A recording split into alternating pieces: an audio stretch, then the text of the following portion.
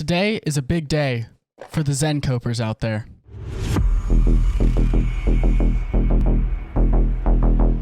Hey guys, what's going on? It's Chamber here, and today AMD has announced the brand new Zen 4 full info. Now, a lot of this has already been leaked to the public and stuff. For example, literally all the slides are actually posted in my Discord hours before the actual event. So, first of all, this is just another reason to join my Discord. If you have not already, join down below, use the link down below, join the Discord. There's a lot of good information for anyone you're gaming. We talk about gaming stuff, how to get more FPS in games, how to learn how to get into overclocking, advanced overclocking stuff, leaks, literally anything tech related we're talking about in that Discord. Make sure you join.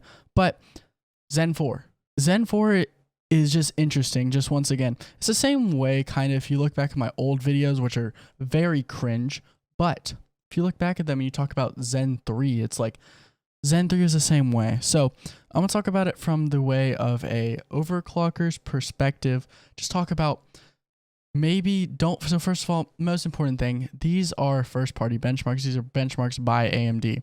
They're going to do whatever they can to make AMD look the best it can against their competitor Intel. Obviously, also there is the 13900K coming out very soon, new Raptor Lake stuff that is supposed to be a lot faster as well. Both having significantly faster boost clocks, Intel having more cores.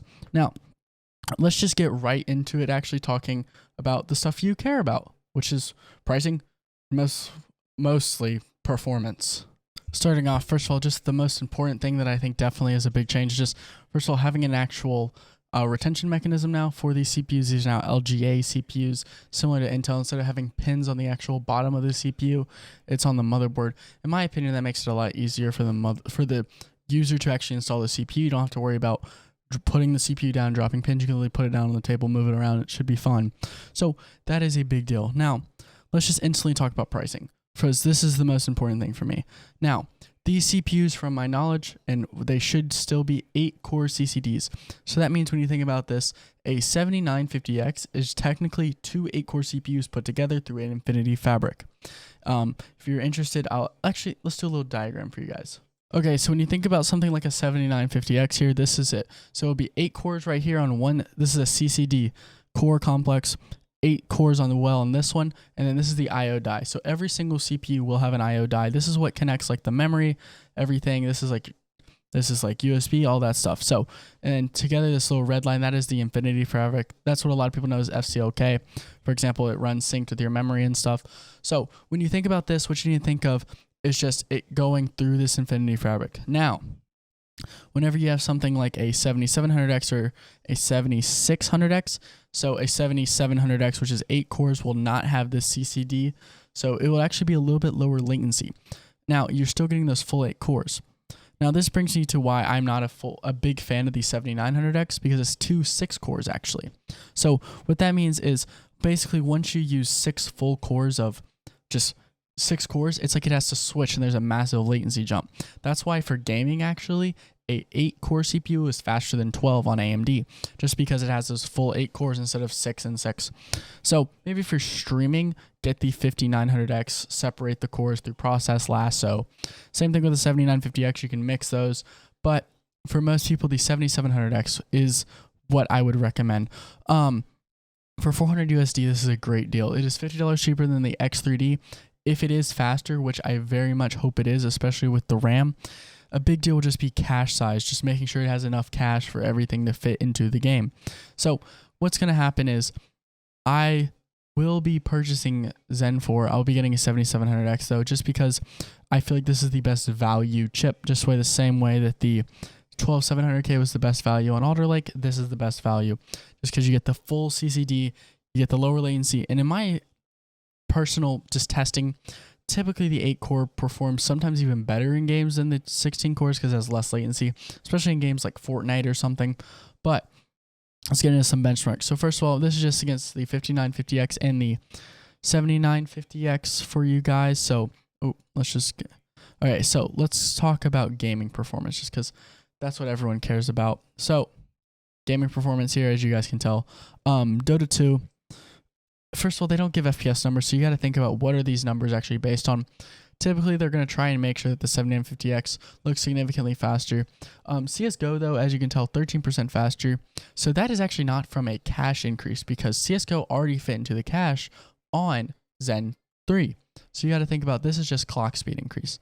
Now, this was probably with PBO running just whatever the highest clock speed it can run. Now, clock speed is very interesting. So, as most people will see, about a 13%, there's a tilde around 13% IPC uplift.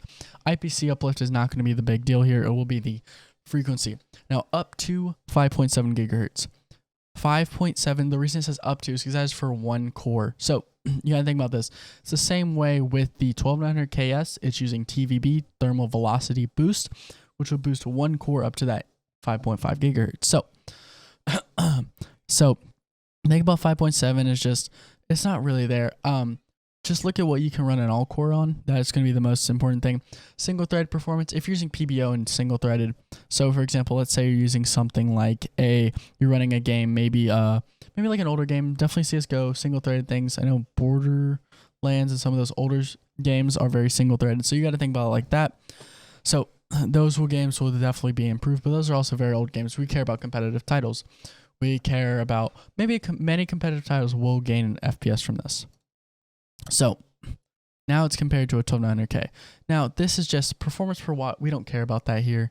If you care about performance per watt, this isn't really, I care more about just performance. So reason I saved this one against a 12900K is this is ray traced rendered performance. So what you got to think about this is ray tracing. So for example, it's been proven, Hardware Unboxed proved this, is that faster memory actually allows the GPU to pull more performance during ray tracing. Especially, I think this was discovered in Spider-Man. Now, one thing I will give props to on AMD is if you go into their footnotes, they use 6000 C, what is it? The C 30 kits, the 30, 38, 38 kits on both the Zen 4 chips and the 12900K, which is a big deal. I was fully expecting AMD to use trash RAM on the on the Intel system just because it supported DDR4, which would be significantly slower, just to show that they are faster, but they did not. So good job AMD on that one. First of all, that's just something very good. Good job AMD. That gives me hope for this CPU that it will be faster. But I don't know. So as you can tell, this is just all this info and stuff on what they're using. But to be honest, I'm just worried. Obviously, there's going to be new 13900Ks coming out. Those will be significantly faster as well. We're at a point right now where it doesn't really matter what CPU you buy, which is what we want. We want it to be you can buy AMD or Intel, get high FPS. Because guess what? I am not a fanboy. I have AMD, I have Intel, I have both CPU brands. I've tested both. Right now I'm using Intel because it's faster. So what I'm still worried about though is price.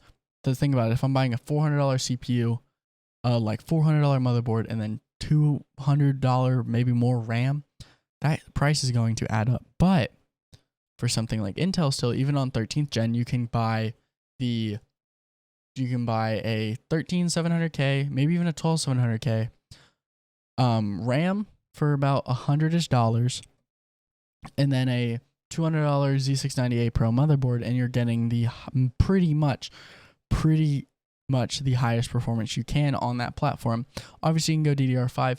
DDR5 compared to fully tuned DDR4, DDR5 is faster by like about a couple percentage points, but it's not really worth it for that price. A big deal is I always want to show people the best value.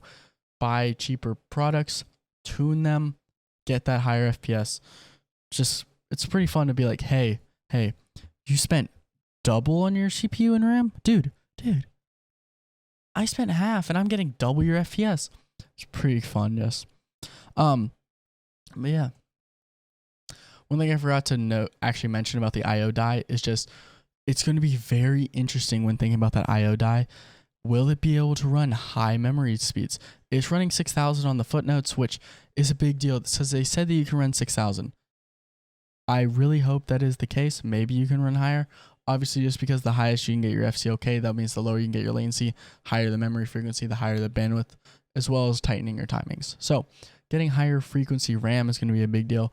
That's main reason why that's why Intel is always one typically. It's just because when you think about it, so Intel in the 10900K, I could run 4500 megahertz, 5950X is maxed out at about 3800. That was a big limiter there. You're losing out on a lot of bandwidth there, plus the increased latency from the IO dies.